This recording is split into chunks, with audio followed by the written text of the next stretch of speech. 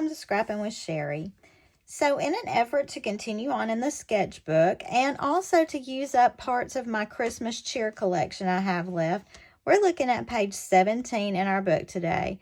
Now I want to admit to you right off the bat, when I looked at this looks really hard to me. And in fact, it's not an easy layout at all. But I did Google the directions to do this, so I don't want you to think I'm so smart that I came up with this all by myself. And it's not at all what I thought it would be. So I'm going to go through this with you, but this was initially Chrislyn Matei's creation, and it was on the Creative Memories blog in 2023. So I went back and found her video demonstrating this, and she probably does a better job than I do, but if you want to stick around, I'll do the best I can do. So when I'm looking at what I have left, I think I'm going to use this paper as my background. Now, they've used a pretty solid paper here, but I think I'm going to try to go with this. If I hate the way it looks, I can always flip to my plaid side, so I'm okay with that. But I think this is going to be my background. I'm going to lay this aside right now so I don't cut it into pieces. And I also have some scraps left. I've got some white left. I do have this candy cane that I think is really cute. I have more of that plaid paper. I still have a little bit of the Christmas trees. So those are the papers I'm going to be using. Now what I want to do first is create this border along the bottom, because if you quit watching and you miss that part, that's going to mess everything up. So I want to create that border first. And in your sketchbook, it tells you that these little things are 1.5 by 2. That is very misleading, and I'll show you why. Now, I am using the Christmas tree, and it's going to be directional, and I don't want my Christmas trees all wonky, so I'm cutting it with my Christmas tree straight up and down. So we're going to cut the 1.5 first, and then we're going to cut strips that are 2 inches out of that.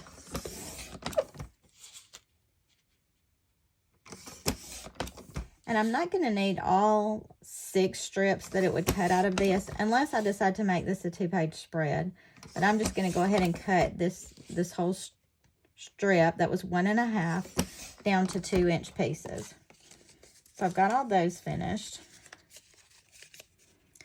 And I'm going to pick my candy cane pattern next. Now this is actually a full sheet. I didn't have any scraps of it right now. But I'm going to do the same with it. And it is not really directional because everything is just helter-skelter on it. But there are words on the back. Again, they're not directional either. So if you are using a directional paper, you need to make sure that you adjust for that. So 1.5 first. And then I'm going to cut the 2-inch strips out of that.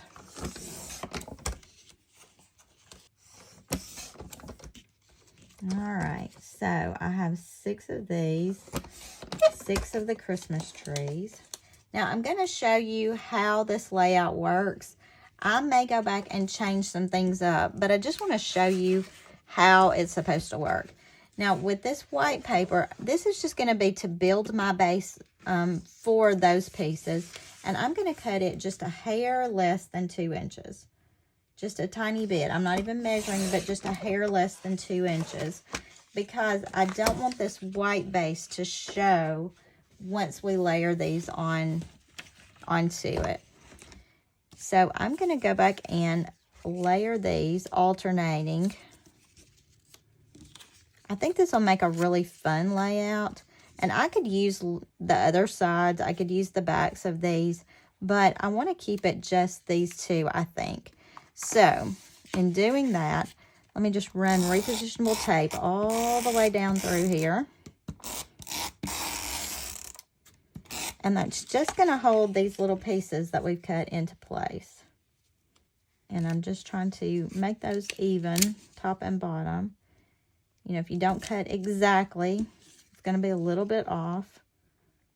This is not what I ever would have thought about this layout when I looked at it initially. I thought she had used that 45-degree angle on the trimmer and cut those diamond shapes. And somebody who's really mathematically, geometrically savvy could probably do that. But once I watched hers, I thought, okay, we can do this. All right, so I've got those all lined up. Got a few extras in case I want to use them on something else. And pull these scraps out of the way. I wasn't sure if I would use them or not, but we'll just lay them aside for now. So we've got this part done, but now we have to go back and make the little triangles that fit into this little area. And that's where it really confused me a lot. Now, those little triangles are 1 inch by 3 inch little pieces. And I think I'm going to pull this dark green to try that. We'll see how it works. And I think I have that measurement right. So I'm going to cut this at a 1 inch. Nope, that's going to be way too wide. Let's go to 5/8 inch. Here's our half. We're just going to go next to this little mark. It's actually 2 ticks over, and get us a 5/8. I believe that's what she said on the video.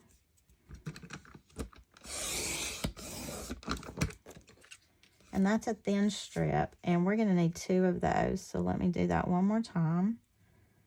I'm just not used to cutting these little tiny pieces.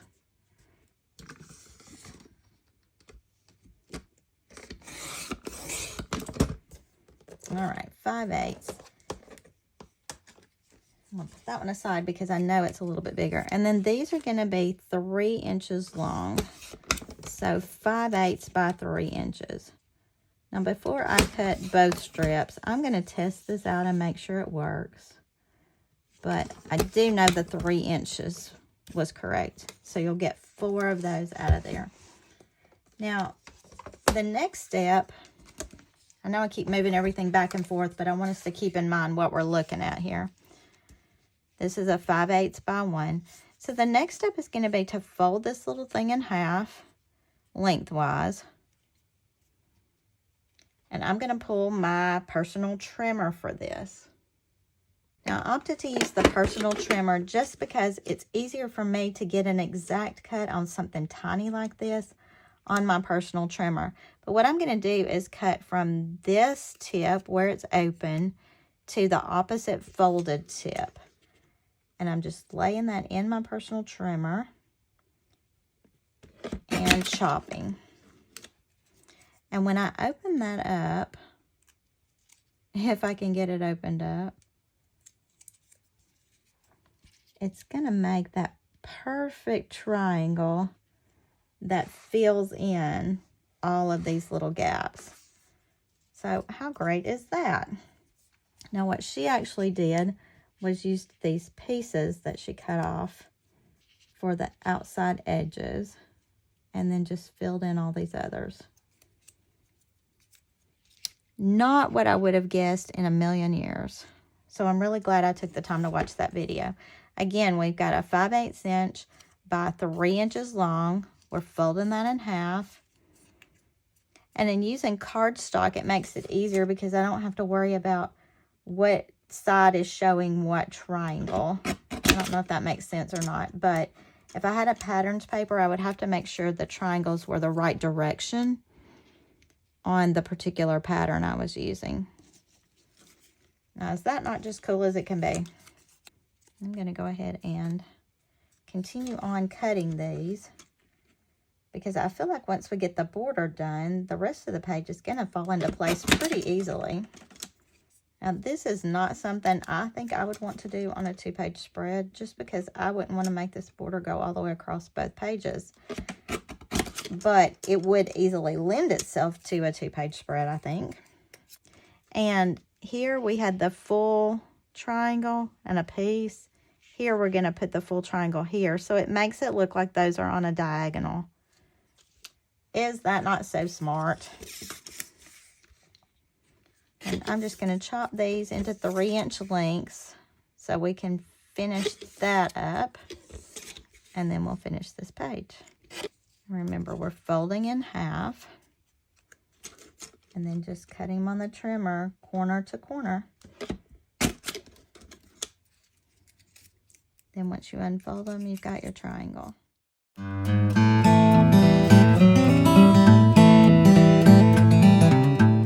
Use try repositionable tape on these. I kept this one just in case I needed it, but I don't think I do. I'm just going to put repositionable tape on this, particularly getting on those outside little bitty corners, because I do want those to stick well and not be popping up when I'm trying to put page protectors on this page. Now, the one thing I'm not sure of is why mine are not quite meeting all the way to the outside edge. Are you seeing that? Those two do meet there. It probably had something to do with the way I cut those. What do you think? Get all those points covered. But I feel like the point of this triangle needs to be right in the center of that. And it's not quite reaching to the edge of that next one, but maybe I'm being too picky about that. Maybe it gives the effect without actually meeting all the way. Yeah, I think it works.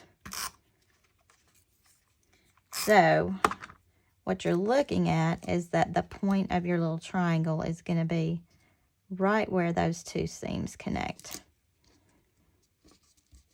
And I am thinking right now of a way I can make this look a little bit better when I put it on my page. So I think we're all right. Now let me go ahead and stick these. Again, making sure I get that repositionable on the points, or my page protectors are going to pull them up as I try to slide page protectors across later. You know how people on videos always make it look so easy. It's just not always that easy, strangely enough. I don't understand that. But what a cute effect that is. Not something I ever would have thought of in a million years. All right, and one more to go on just like that. And we will have the hard part finished. Thank goodness. Wow. That's pretty challenging. All right, but I do love the look of that. Now, one thing that I could do, again, I'm pulling out some scraps here. There's just a little hair showing right there where my little block behind there was cut just a touch bigger. I'm going to trim that off. But I could always add this onto a wider green strip to make sure all of those little edges are covered. I like that. I like the look of that. Now, this will have to be a side-to-side border unless I want my Christmas trees going sideways. And I don't really think I do. Now, let's go back and look at what we've got. And they've cut an extra piece of paper underneath there. Like, this was a 2-inch, and so there's a 3-inch behind that. When I was looking, I found this candy cane stripe that I really like. And I think I want the candy canes on either side of that. So I'm going to go ahead and cut this one at 3 inches. This will kind of be the major background for my border. And you can see you can use lots of prints on this, but I do think you need solids for your triangle centers. That's kind of big, and I'm not sure I want mine that big. But let me go ahead and stick it on, because I feel like I just want a little bit of that candy cane showing. That's pretty busy. Yeah. I'm going to go smaller on that, just so it's not so bold. But I do like the way the candy cane picks up the candy cane pattern here. And it also picks up the reds and the golds in the tree paper as well. So we've got our bottom border design. How about that? It only took us like, what, 10 minutes or something to design that bottom border. We've got that done. Let's decide what we're going to do here. And then we need another triangle there. So I told you I was thinking I would use this as my background paper. But oh my goodness, that is way too much for my eyes. So let's flip it and go like this. Is that not pretty? And look how well that shows up on there. So I'm going to add my border. Remember, I cut my border down. It's not 3 inches wide because I didn't want to give up that much real estate. Plus, the candy canes were a little bold. So I'm cutting that border down. I'm adding that right along there. And they've also added another stripe here, which I'm not going with. They've added a different color here. I don't feel like I need that. But I do want to make the triangle on the top just because it carries this design all the way to the top of the page. Now, down here, I used that dark green to do it. I was wondering about maybe using this to do it here, but I'm not sure I like that. So I think I may go back with my dark green again just to make this stripe. This one is not going to be a scrap piece unless you have a 2.5 by 12 inch scrap. So let me grab a sheet of this dark green cardstock. Some of you are going to think this is hilarious, but my technical manager, aka my daughter, informed me that I totally skipped the video that shows how to do the triangle at the top of this page. So I want to give you a very quick tutorial. The measurements show us that it's 12 by 2.5 inches. So basically all you need to do is take your paper and cut it at the 2.5 inch mark. So this is a 12 by 2.5. And then I'm just going to fold that. And I'm not going to fold it real hard, but I am going to make a crease right here on this corner. And then what I'm going to do is line up this corner where the fold is with this corner where I made the little crease. They're both going to be on the cutting line. So a cutting line there, a cutting line here, and I'm just going to slice that. And I end up with that nice little triangle that goes at the top of the page. Now we can carry on with the rest of the video to see how to make the rest of the pieces. So I'm looking at this green, and I feel like that green is a little bit too stark. So I'm going to go back with my silver pen. I'm going to use the fine tip.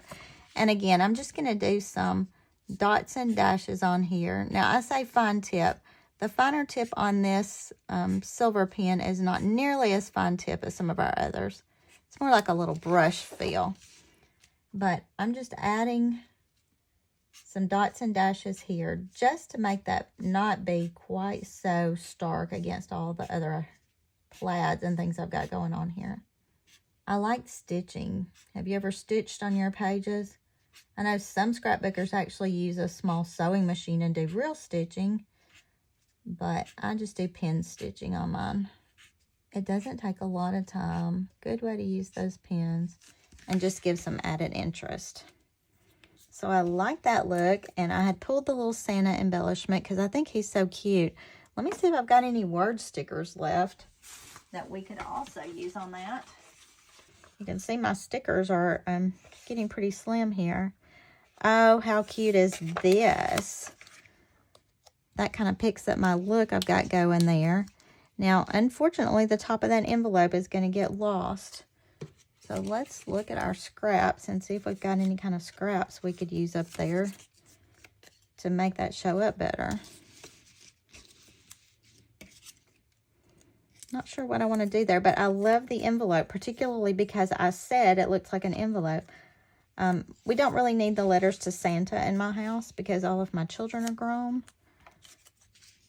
I'm wondering about setting this up there and then just making those overlap that. Maybe I could make a smaller triangle there. Y'all see, I took a layout that was already hard and I've just made it harder and harder. But let's try it and see what we get. I'm going to go side to side on this one. And again, this was just one of the scrap pieces I had left from here, and I flipped it. So we'll see what we come up with. If we don't like it, we don't have to use it. Whoa, that didn't work. Because that triangle was not the same shape of triangle. I know there are things about that. So I think, you know, the more I think about this, the harder it gets. I can't do this. So let me just look at sitting this on here. Or maybe we could go to one side or the other. We've got our little envelope. We've got our Santa.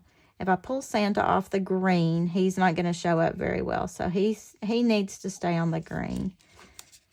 If I slide this in here, then Santa can overlap that. And our envelope can kind of overlap all of that too. That's what we're going to do.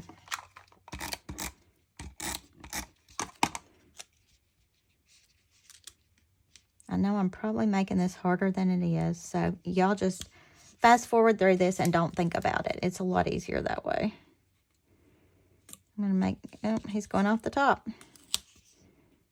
All right. I got Santa on there. I am going to put a foam square on the back of this envelope.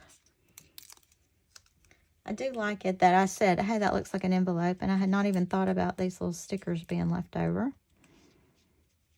And I'm going to stick that right there. Now, how cute is that? Let's see if we have anything else on here we want to use. There's a little love. I've already used all my little peppermints on other layouts. So we can use this little tiny love with a little bitty foam square. And we'll just add that in right there. All right. I'm liking the look of that. All right. So I think I'm going to call this layout finished. Now, if I were to pull photos, there is lots of room for photos on this page. So I'm not even going to lay them out yet. But I like the page. It took a little while to do this part, but I don't think it was extremely hard. I think it's pretty easy to recreate. And I think it would be pretty in lots of different colors. So, here's you another Christmas layout. And until next time, happy scrapping.